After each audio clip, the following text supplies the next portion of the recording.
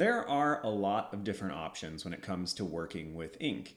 And even once you settle into a particular medium, let's say that it's fine liners or the Pigma microns like you see before you right now, there's a lot of different tip sizes, and it's hard to necessarily know where to start and the appropriate place to use each one of these. In fact, it's not particularly uncommon to just pick the smallest tip and go, well, this must be the best. I'm going to be able to get the best level of detail with this. Sometimes that is the case, but not always. And so in this video, I am going to be taking a look at each of these different sizes and doing a little demonstration on hatching techniques and how you might use those. And then at the end, I'm going to combine them together to show you how I will actually implement these into a piece, because each has their own place when it comes to drawing with ink. So let's go ahead and get started. I went ahead and got all of these lined out just so that it would streamline the process a little bit, because there's a lot of drawings we're going to work on today. I'm going to start each of these by outlining in the particular size that I have chosen for each of the demonstrations, though there is no reason that you have to do the outlining process at the beginning. In fact, it can sometimes be beneficial to not outline things and to just start working in with your shading or your texture. So this is a 005, 0.2 millimeters. It's very, very small. It is not the smallest tip size that you can get, but it's the smallest kind of standard. I'm going to start just by hatching around here on the sides so I can show you what this looks like. These are very, very small marks. And often this is my favorite pen to work with. But the reality of a pen like this is that even when it's made by a good manufacturer, the nib at the end, the tip where the ink comes out, is so fragile because of how thin it is. They can often break or bend or even be pushed back up inside the pen by even just a teeny bit of additional pressure. Because of this, these are fairly fragile. I tend to buy them in packs or in bulk so that I have extras, but I will rely much more predominantly on the next pen up simply because of how fragile these are. That said, they do apply a lovely small mark to things and can often be the ideal pen to fill in little details on the end. You can see pretty quickly this object starts coming into form. We can understand what we're looking at. I love this particular size pen, and it is a good one to add to your arsenal. But if you tend to be a little bit heavy-handed or you're just getting started, it can be really easy to damage them or to make the marks a little bit uneven. So I think it is a great pen tip, and it is wonderful for doing tiny little details. I often will use it for finishing details, or if I need to go over and just darken something a teeny bit. Let's say this section over here I come back to later and go, you know, I just need to make that a teeny bit darker.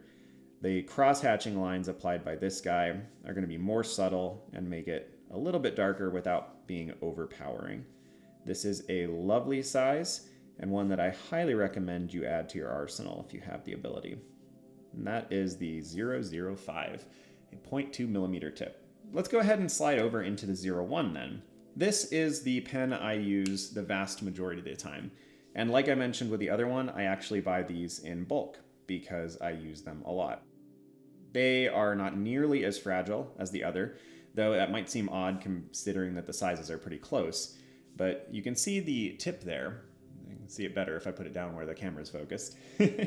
This is a brand new one, so it's got a pretty long tip. It will naturally get pushed in over time, but that is just part of the process. You can eliminate that by having a careful and a steady hand and not pushing too hard. But this is going to be a little bit thicker mark, though frankly, when you're working with it, it seems to be tremendously thicker. That will of course sound very silly as we go into some of the other tip sizes here, because once we get into the last one, it really is quite substantial. But this is my standard pen. This one is not easily damaged. This one is still very, very small and is much easier to control. The fibers of the paper can actually get tangled up sometimes with the really, really thin one, and I've never had that issue with this. This is a general all-purpose pen. I use these things every single day.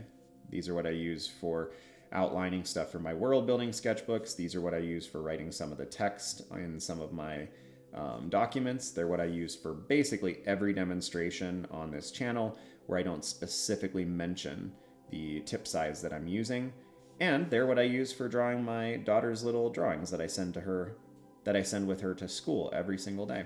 So a general all-purpose pen for sure. I'm doing a little bit of cross-hatching here on the bottom just so you can see that the lines are a bit thicker. It's not nearly as subtle as we got over there, but still does a decent job. These smaller pen sizes still struggle to kind of color in larger areas. I'll do a little bit of it here just so you can see. And it will achieve it, but it is not the optimal use for this. In general, this pen is the one that I use for probably 75 to 85% of my drawings. And then when I have smaller details, I'll go and fill in with this guy.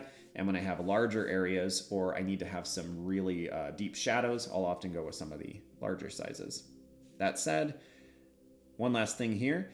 This size is large enough that I can go back through and do some texturing dots. I love to do this kind of stuff at the final stages of my drawings.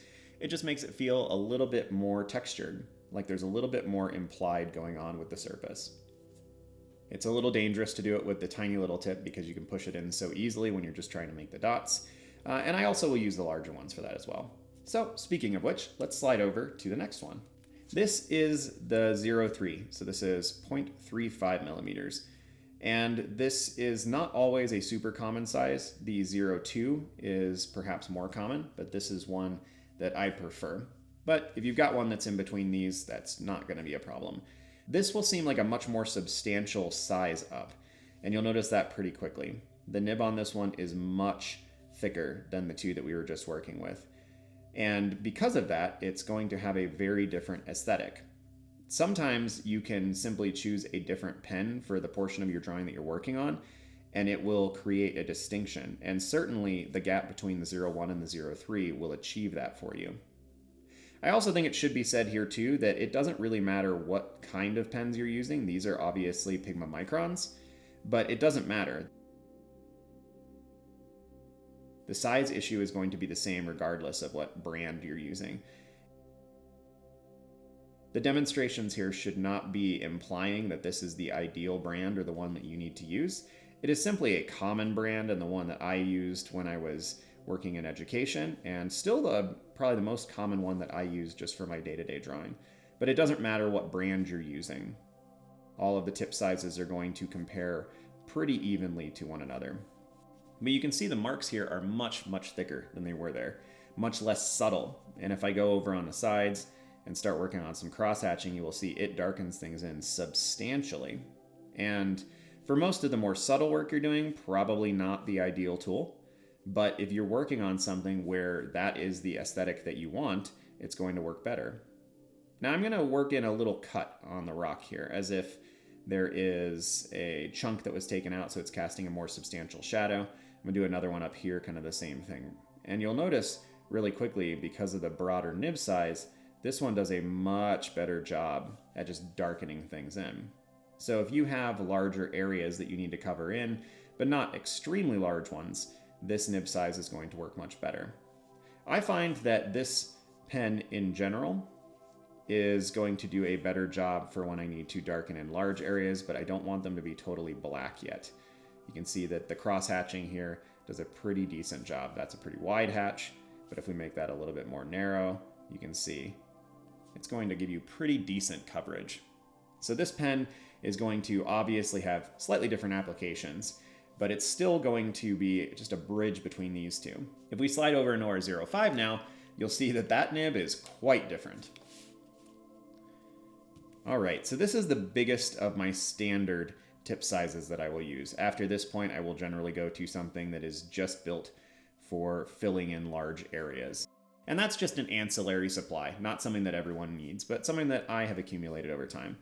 So if we start off here making our bigger marks, you will notice immediately they are much, much larger, even than the one we were just working on. This is a pen that I very seldom use for anything other than large areas that I just need to cover or that I need to make much, much darker. The benefit here is that you can often make your hatching marks with something like this and then go over with a 01 or a 005, and you will still get a lot of the implications of that shadow without it just being totally black. there's a lot of flirting with contrast when you're working with pens like this, where you want something to be dark, but you want to have a lot of different levels of that darkness, and varying your pen size can often be one of the things that is going to be most beneficial in that. So for this kind of pen, I will frequently alternate different tip sizes. I'm not going to do that here because obviously this is a demonstration just for the 0.5, but you should be able to see that it's quite a bit thicker. Now, just like I did on the 3, I'm going to block in some chunks so you can see that this does a really efficient job of darkening in larger areas. And that's usually what I'm using it for. You see how much better that looks.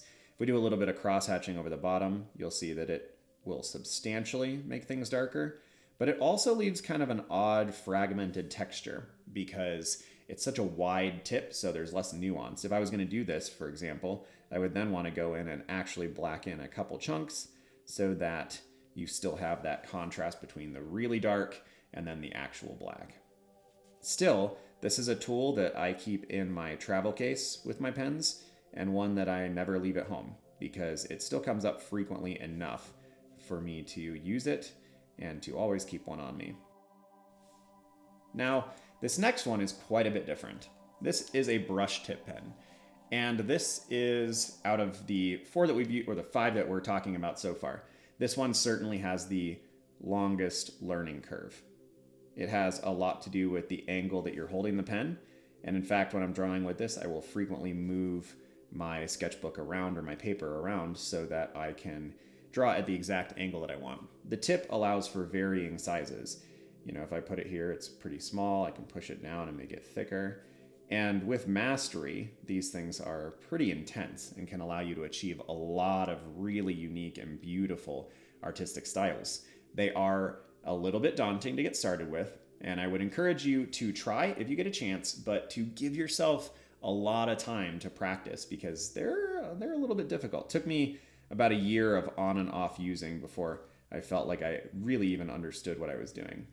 Now, hatching with something like this is going to be much, much harder, but I'm still going to attempt it here. And there are people that do this, that this is basically the only tool that they use for their drawing. And they're wonderful to look at and really exciting to see a master handle these things. In my drawings, I primarily use them for outlines. And the reason that I do that is because that variable line weight is so much fun. It makes things feel less robotic. And that's probably the number one reason why I use this guy. Because when I'm outlining even something like a robot or a dragon, having some of the lines that are variable makes it feel more human and less like something that was done super precisely. I found that when I use microns with exact tip sizes, like if I use just a 0.1 over here for everything, that it looks really homogeneous. And I'm just not a very big fan of that appearance. And so varying the line width, either by using different size tips or by using something like this, you can avoid that issue. So you can see some of these marks are pretty small, some of them are much larger, and it's going to give us a really different feel. This is obviously mimicking a brush much more than it's mimicking a traditional pen, but still going to be some lovely texture that you can get on there. I use this one on almost every drawing I do now, but again, it did take me a long time to get comfortable with it, and I don't use it for everything. I would vastly prefer using one of the other microns for this kind of hatching work, for example, though the textures here on the left side are quite intriguing. But this has become an indispensable part of my arsenal, and I would encourage you to try using one if you can. They do take a bit of time, so just give yourself some grace as you move through it. On this last one, we're actually going to combine all of these together. I'm going to show you just a really simple way that you might handle this. And the easiest way to do this is we're just going to work from brush pen outline, and then we're going to work in from the deepest, darkest shadows, starting with the broadest tip and moving down the line. You could do this any number of ways. You could start with your finest. It doesn't matter. That's just the way that I'm going to handle it today. So let's go around the edge here, give ourselves kind of an interesting rock or stone to work with, and then we'll start moving in. So I've broadened out the line width on this side, so I'm going to assume that side's where the shadow is. And let's go ahead and grab our 0.5, and we'll start taking that guy in on the bottom, where we anticipate that the deeper, darker shadows will be. And this is actually how I work the vast majority of the time. I will go through with my brush pen and I will try to work out where all the important shadow areas are, where all of the large shapes are, and then I will generally grab a 0, 1 and start going in and just plotting things. As time goes on and I gain a better understanding of what needs to happen in that drawing, I will then start using smaller tips and broader tips to fill out the other details. So this is the 0, 5. I'm going to now shift to a 0, 3 and fill in a few more of those areas. And then I will come back on some of this once we get a little bit further into the drawing.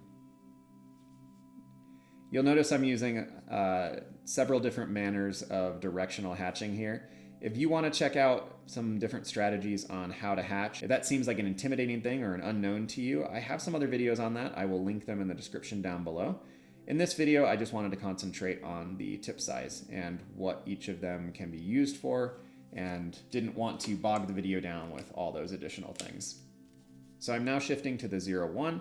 We're going to come up to some of these areas that are catching light but are not broadly in the light. And we'll also go down and re-emphasize some of the shadows below. I'm going to leave some sections of this just straight up white, but the chunks that are just off white, where they're getting some of that direct light but not all of it, will be the 0, 0, 5 at the end. So I'm going to come back down to some of these areas and knit my lines together. And then actually I'm going to come in and crosshatch this area here and make this whole thing quite a bit darker. And this is what I mentioned when I was talking about the 0, 5, is that going back over those thick hatch lines and applying some cross hatching with a smaller tip can often give you a nice aesthetic there. Probably one of the most beneficial things about working with ink like this is it slows you down. You have lots of time to evaluate what you're doing and see if it's achieving its intended purpose. All right, let's switch finally to that last super tiny tip, and we'll kind of come in here. You don't need to feel like you have to texture or cover in everything. There's a lot to be said for leaving white and negative space, and that's probably a whole video topic on its own.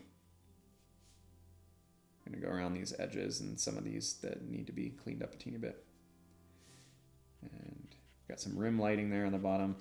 I'm gonna go just back over and darken in some of these areas a little bit. It's another really lovely attribute of this super small nib size. But there.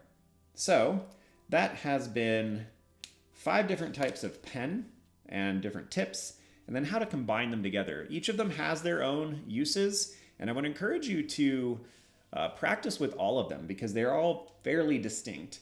And it can be really good practice to do what I've done here, to just give yourself some simple object to draw and to shade and use only a single pen for it. And I would encourage you to try that out. So as always, thanks for being here. I hope this was beneficial for you. If you have any questions, concerns, or something else similar that you want me to focus on in the next video, let me know in the description down below and I will take a peek at that. Well, have a good one, y'all. See you soon.